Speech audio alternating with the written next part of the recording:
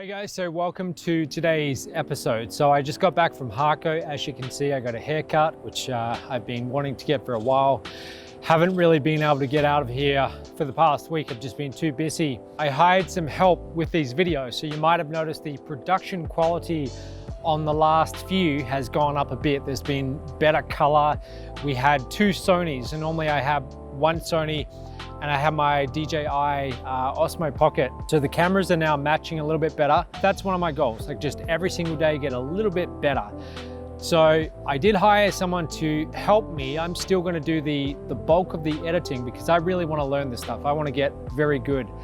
Things are starting to open up a little bit here in Costa Rica. More restaurants are open in Harco, so that's good to see. I hear that someone told me that they're gonna start opening up travel. A few months ago, like when this whole coronavirus thing came out, I was one of the people who, at first, I did not panic at all. I thought this was completely overblown and all the people comparing it to the flu, I started to get on that side of it. And then I realized, okay, no, this is actually quite serious. I did the numbers.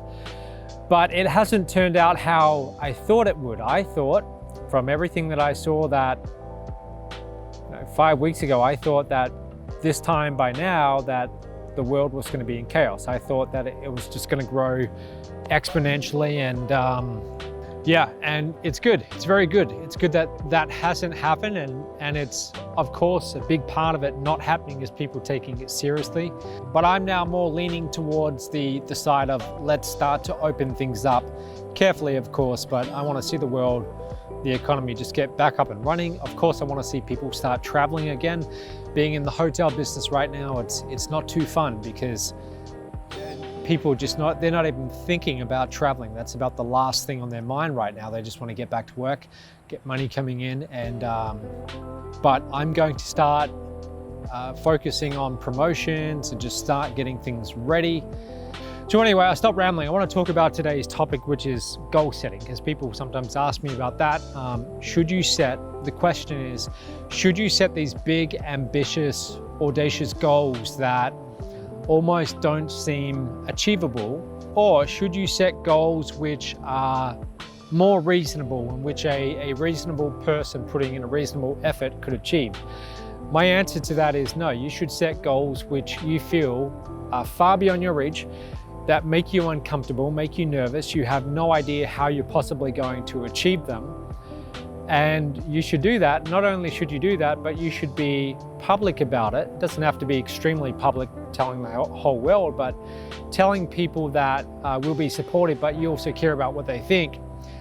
Doing that and putting in place deadlines. And you've heard all this stuff from me before. I'm not saying anything new here, but I think way too many people set far too small goals, and as a result, most people they don't get anywhere near what they are capable of in life. And I don't want to get to Tony Robbins and start talking about things like that. That's not really my area. There's better people to learn from than that. But I do know that for myself in my 20s, my last company, which achieved big things before it was all came crashing down, which I think everyone at this point knows about. In my young 20s, like my goals were completely unreasonable, and anyone seeing them or hearing me talk about them probably would have thought I was extremely deluded and just aiming way too high. So a lot of people said those kind of things, so I didn't really share them too much, but I certainly did share them with my list. I used to have a big email list of subscribers, and whenever I would come up with a crazy idea that I thought, okay, that would be really great if I could achieve that, I would tell them, and I would try and always put in place a deadline for when this thing would be live. I didn't always hit it, but most of the time when I put it out there and I told this big group of people that's what I was going to do, now I really felt the pressure to achieve it. I kept on believing that I could do it because I saw other people doing it. I saw other people hitting these extreme targets. And I'm not talking about just in business, although in my 20s, that's pretty much all I was focused on. I'm talking about, any area of life, including your career. So you might aspire to be in a really high ranked position in your company one day. It's never going to happen unless you think about it, you visualize yourself being in that target, and you believe that you can be in that target. And if you're waiting for others to tell you you can do it or believe, oh, you could be management material, or one day you could be the CEO of a company, or you could be in this really high prestigious position, whatever field you're in. If you're waiting for that to come from outside of you, from someone else noticing, then you're going to be waiting for a long time. You've got to just decide, this is what I want, and start thinking about, okay, how would I go about making that a reality, and start breaking it down into little steps. What would my path look like over the next 10 years if I did want to become a senior manager in my company or in some other more prestigious company? But you've got to start thinking about it yourself and really think it through. What would those steps actually be?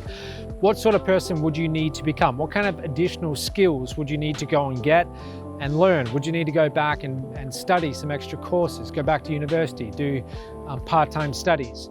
But way too many people don't really think that far ahead and don't aim for these positions that they sometimes dream about. They might dream about them, but they don't really get serious about, okay, how would I really reach that level of success in my career?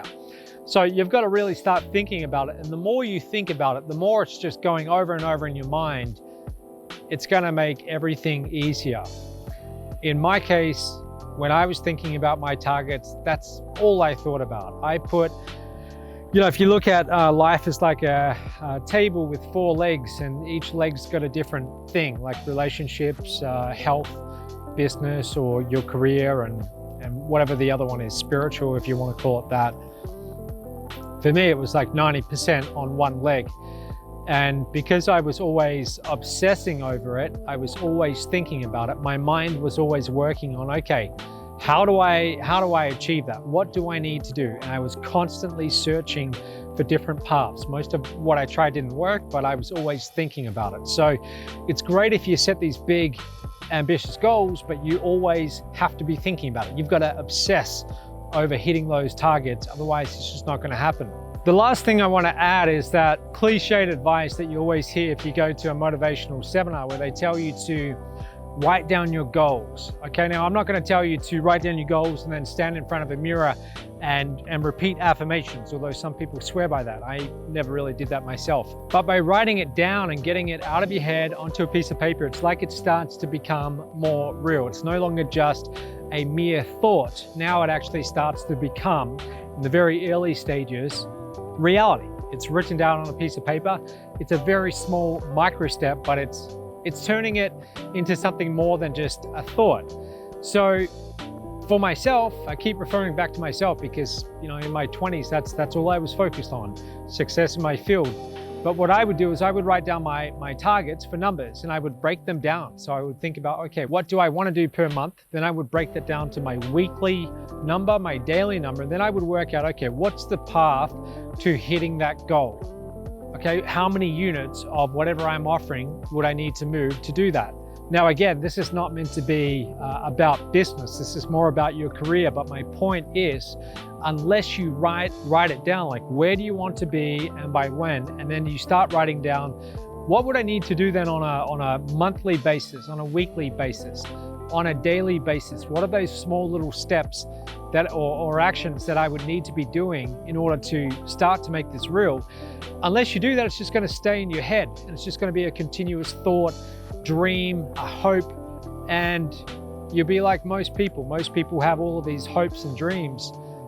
They wake up, 10 years have gone by, and it doesn't become real. So, for myself at this point in my life, I'm in my young 30s now, I'm starting over from scratch. It's like I'm exactly where I was 10 years ago, but worse in many ways. It's a long story, but I'm still very optimistic about the future and what I want to do. So that's what I do. I write down my ideas for the future, and I start to write down what little things do I need to start doing on a weekly, daily basis to make this start to become real. So that's it. That's my little motivational spiel, but that's really how goals turn into reality. You have to get very purposeful about them. You've got to start putting in those little action steps every day. Otherwise, they're just never going to happen. So I hope you got some value out of that, and I'll see you tomorrow. Speak soon.